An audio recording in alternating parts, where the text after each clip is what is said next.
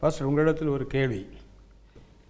1 யோவான் 5:7 படிக்கும்போது பரலோகத்தில் சாட்சி இடுகிறவர்கள் 3 பேர்னு சொல்லியிருக்கு. மூவர், பிதா, வார்த்தை, பரிசுத்த ஆவி என்று சொல்லி.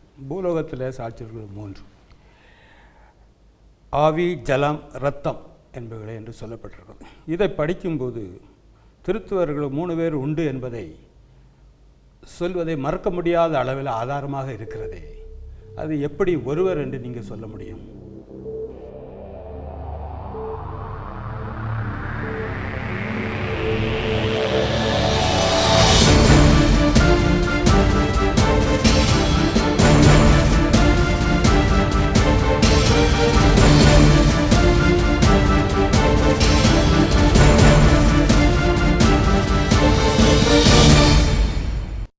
ஆண்டவராய் இயேசுவின் பரிசுத்தமான நாமத்திற்கு மகிமை உண்டாவதாக.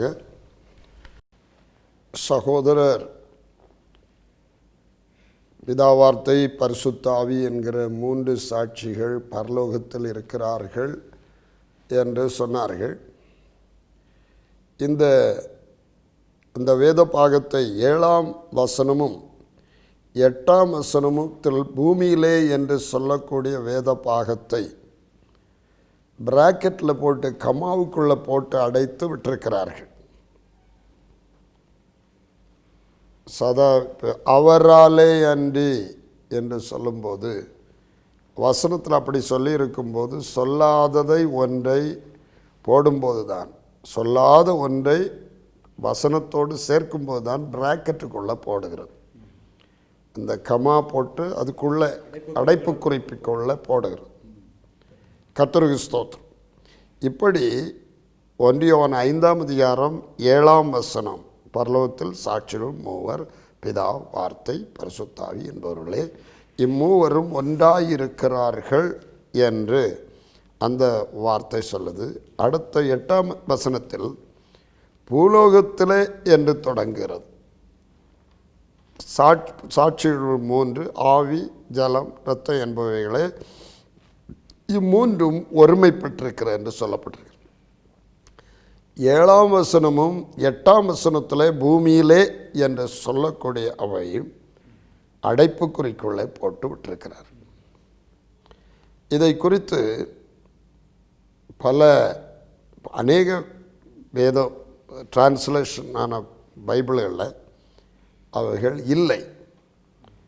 ஆனால் நியூ ஸ்காஃபீல்டு ரெஃபரன்ஸ் பைபிள்லையும் நியூ கிங் ஜேம்ஸ் வேர்ஷன் அல்லது ஓப்பன் பைபிள்லையும் இப்படியாக கொடுக்கப்பட்டிருக்கு. ஆங்கிலத்தில் it is generally agreed that this words has no manuscript authority and has been inserted. இது புகுத்தப்பட்டது. இப்போ திருத்துவக்காரர்கள் கிங் ஜேம்ஸ் வேர்ஷன் அதுதான் சரி என்று சொல்லி வேகமாய் சொல்ல காரணம், கிங் ஜேம்ஸ் திருத்துவத்தில் கொஞ்சம் உற்சாகமும் ஊக்கமும் வைராக்கியம் உள்ளவர். அவை கிங் ஜேம்ஸ் நாட்களில் இது திருத்தி அமைக்கப்பட்ட இந்த பைபிள் அல்ல, இது புகுத்தப்பட்டது. இவ்வளவு புகுத்தப்பட்டது. இப்போ புலோகத்தில் சாட்சிடுகள்னு சொல்லியிருக்கிறதுனால அதுக்கு நேர் முன்னே பரலோகத்தில் சாட்சிகள் 3 என்கிற அவர்கள் தங்களுக்குள்ளே இருந்த அந்த அபிப்பிராயத்தை அங்கே இடையில புகுத்தி அடைப்புக்குறிக்குள் போட்டார். இதுதான் உண்மை. அதில் new Schofield reference Bible page 1346, the King James Version, the New King James Version, page number 1287. New King James version கூட அது புகுத்தப்பட்டது என்பதை ஒத்துக்கொள்கிறது. அதை போட்டவர்கள் கூட புகுத்தப்பட்டவர். அந்த கிங் ஜேம்ஸ் வேர்ஷனை புதிதாக அது எடிட் பண்ணவர் கூட அது புகுத்தப்பட்டது என்று சொல்கிறார். ஒரிஜினல் மேனுஸ்கிரிப்டில் அப்போஸ்தலர்களால் எழுதப்பட்ட மூலப்பிரதியில் அது இல்லை. ஆனால் திருத்துவக்காரர்களுக்கு இதுதான் முதல் ஆதாரம்.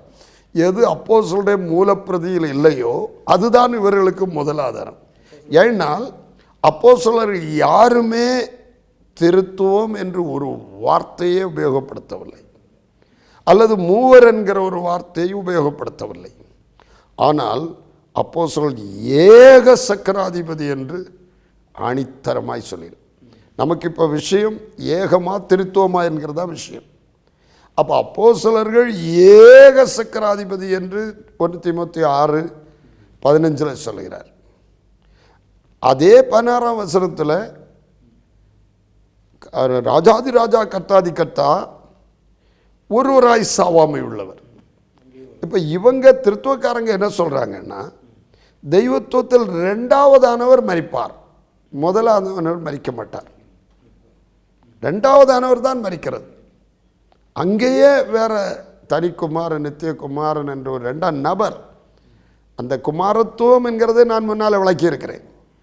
குமாரத்துவம் ஒரே இதில் தேவனை சாயலின் ரூபத்தையும் பிதா குமாரன் என்று தேவன் தம்முடைய மீட்பின் திட்டத்துக்காக பிரித்து காட்டியிருக்கிறார். ஆனால் 2ஆக பிரிக்கக்கூடாது என்பது தேவனுடைய சட்டம். இருவர் அல்ல, ஒரே நபர். அப்போ அப்படி இல்லாத ஒன்றை இதாக்கி அந்த 2ஆவதானவர் தான் வந்து மரித்தார்னு சொல்கிறாங்க. பிறகு நித்தியகுமாரன் உண்டு என்று சொல்கிறாங்க. நாம் நித்தியகுமாரன் இல்லை என்பதற்கு இந்த வேத பாகத்தை கொண்டு வந்தோம்.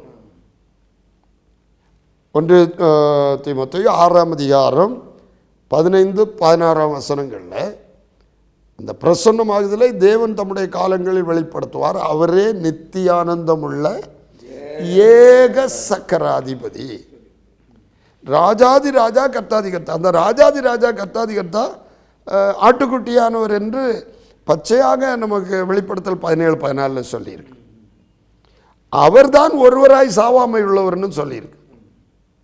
ஆனால் திருத்துவக்காரன் சொல்லும்போது பிதா சாவாமை உள்ளவர், குமாரன் சாவுள்ளவர். ஆனால் இங்கே அப்படி சொல்லலை. இவரே நித்தியானந்தமுள்ள ஏக சக்கராதிபதி, ராஜாதி ராஜா கர்த்தாதி கர்த்தா, ஒருவராய் சாவாமை உள்ளவர், சேரக்கூடாத ஒளி வாசம். ஆகவே மூவர் என்கிறது முதல்ல அது அடைப்புக்குறிக்குள்ள மூலப்பிரதியில் இல்லாதது என்பதை அந்த அடைப்புக்குறியை படிப்பித்து கொண்டிருக்கிறது, சொல்லிக் கொண்டிருக்கு, பேசிக்கொண்டிருக்கிறது. 2வது, அப்போஸ்தலர்கள் யாரும் மூவர் ஒன்றா கூட்டணியாக இருக்கிறாங்க யாருமே சொல்லலை. ஆனால் அப்போஸ்தலர்கள் ஏக சக்கராதிபதி என்று திட்டமாக சொல்றார். திருத்துவம் என்கிற வார்த்தையே பைபிளில் இல்லை, ஆனால் ஏகம் என்கிற வார்த்தை இருக்கிறது, திட்டமாய் தெளிவாக இருக்கிறது. இதற்கு மேலாக பழைய ஏற்பாட்டில் உபாகம புஸ்தகம் 19ஆம் அதிகாரம் 15ஆம் வசனத்தில் 2-3 சாட்சியுடைய வாக்கினாலே காரியம் நிலைவரப்பட வேண்டும் என்று சொல்லப்பட்டிருக்கிறது. 2 அல்லது 3 சாட்சி. ஒருவன் எந்த அக்கிரமத்தையாவது எந்த பாவத்தையாவது செய்தான் என்று சொல்லப்பட்டால் ஒரே சாட்சியின் வாக்கினால் நியாயம் தீர்க்கக்கூடாது. 2-3 சாட்சியுடைய வாக்கினாலே காரியம் நிலைவரப்பட வேண்டும். ரட்சிப்பை குறித்து தேவனே சாட்சி கொடுத்திருக்கிறார். தேவனுடைய சாட்சி இருக்கிறது, உண்மை.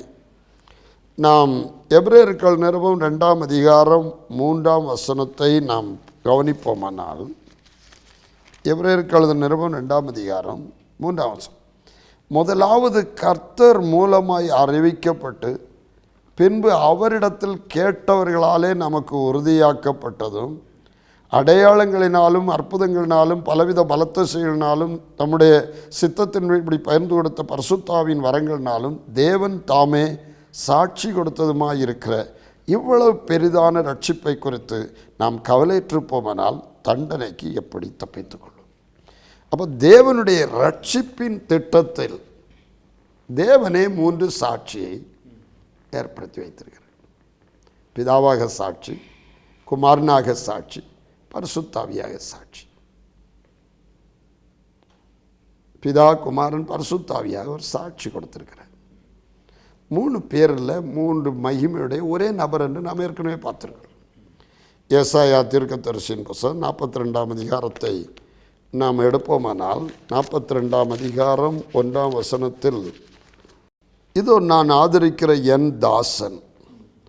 தாசன் என்றால் கிளை எண்ணப்பட்ட தாசன் மனிதன், மனித குமாரன் இயேசு. நான் தெரிந்து கொண்டவரும் என் ஆத்துமாவுக்கு பிரியமானவரும் இவரை, என் ஆவியை அவர் மேல் அமர பண்ணினேன். இதில் ஆண்டவர் என் ஆவி, என் ஆத்துமா, என் தாசன்.